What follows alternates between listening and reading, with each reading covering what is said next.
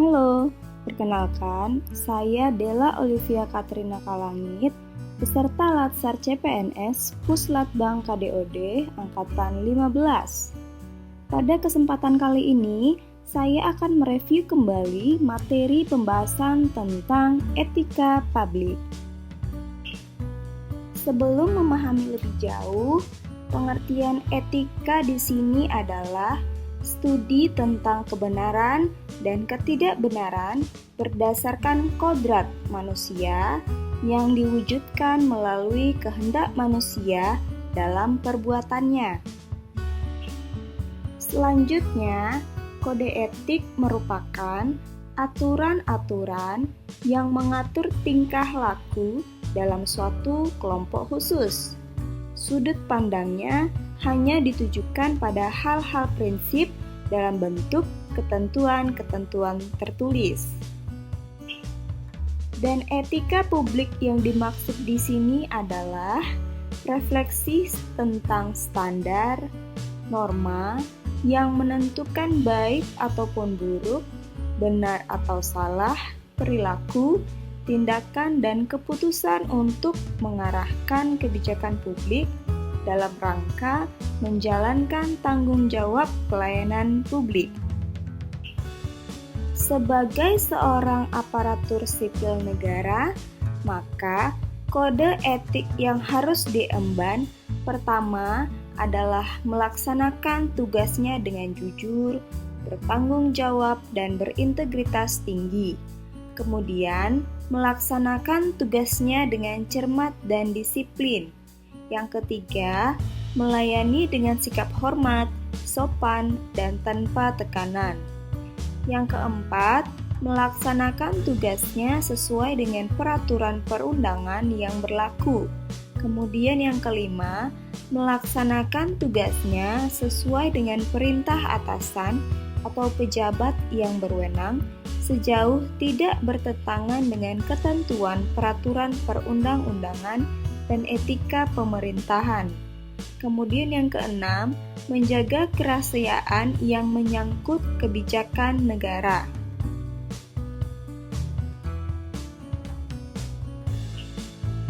Selanjutnya, yang ketujuh adalah menggunakan kekayaan dan barang milik negara secara bertanggung jawab, efektif, dan efisien.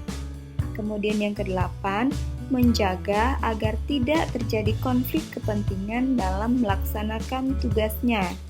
Yang kesembilan, memberikan informasi secara benar dan tidak menyesatkan kepada pihak lain yang memerlukan informasi terkait kepentingan kedinasan, tidak menyalahgunakan informasi intern negara, tugas, status, kekuasaan, dan jabatannya untuk mendapat atau mencuri keuntungan atau manfaat bagi diri sendiri atau orang lain.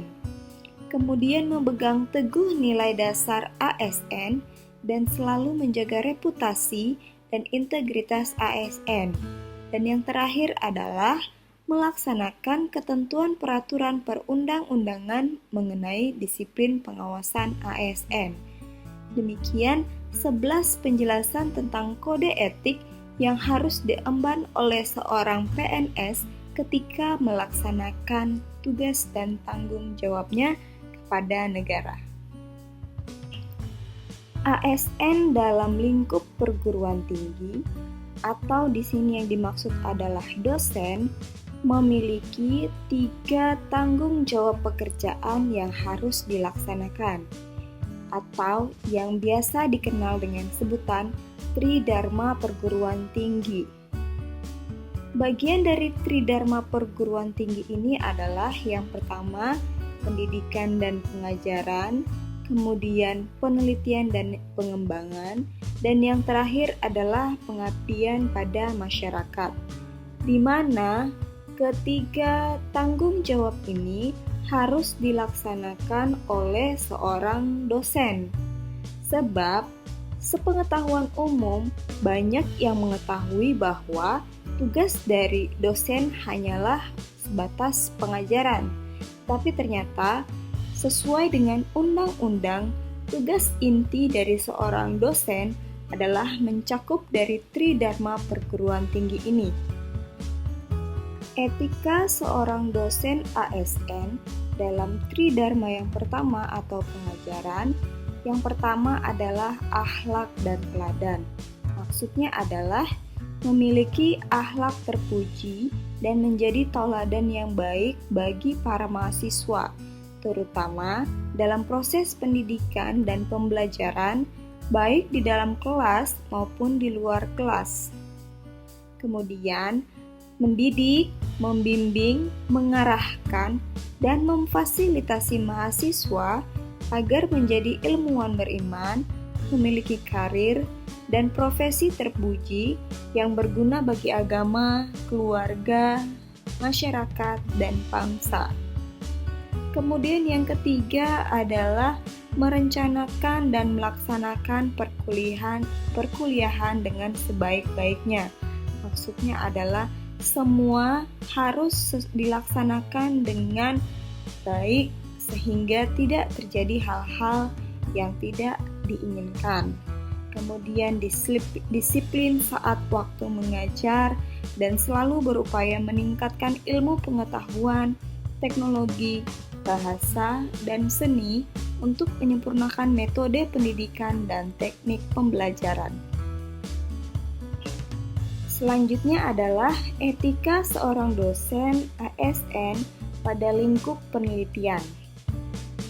Pertama, seorang dosen harus menghasilkan penelitian, karya ilmiah, dan publikasi ilmiah yang berkualitas baik, yang dilandasi oleh kejujuran dan keterbukaan. Hasil penelitiannya asli, mengandung temuan dan dapat dijadikan rekomendasi bagi para pengambil keputusan. Kemudian yang kedua, mengungkapkan data atau fakta hasil penelitian dengan benar, jujur, objektif, bebas prasangka, dan non-diskriminatif. Kemudian yang ketiga adalah menjauhi dan menghindari diri dari perbuatan plagiarisme. Selanjutnya adalah etika seorang dosen ASN dalam lingkup pengabdian. Yang pertama adalah menghasilkan materi pelatihan, penyuluhan, dan penataran yang berkualitas dan besar manfaatnya bagi masyarakat kampus maupun di luar kampus. Kemudian, menjaga hubungan baik dan harmonis dengan berbagai kalangan, mulai dari teman sejawat, mahasiswa, maupun peserta pelatihan yang ada di masyarakat tanpa membedakan agama, warna kulit, suku, dan status sosial lainnya. Kemudian yang terakhir adalah bebas mengembangkan program pelatihan, penyuluhan, dan penataran berdasarkan kebutuhan atau keinginan masyarakat, tetapi tidak bertentangan dengan aspek moralitas, agama, dan kebudayaan masyarakat setempat. Kesimpulannya adalah praktek pekerjaan sosial atau dalam pembahasan ini tentang dosen memiliki tanggung jawab etik terhadap profesi pekerjaan sosial tersebut, di mana tanggung jawab etik tersebut harus dijunjung tinggi oleh setiap ASN dan harus memelihara nilai-nilai etika pengetahuan dan misi profesi yang diemban, meningkatkan integritas dan memiliki komitmen untuk melakukan pengembangan keahlian profesi. Demikian penjelasan singkat mengenai etika publik yang berkaitan dengan profesi sebagai seorang dosen. Terima kasih.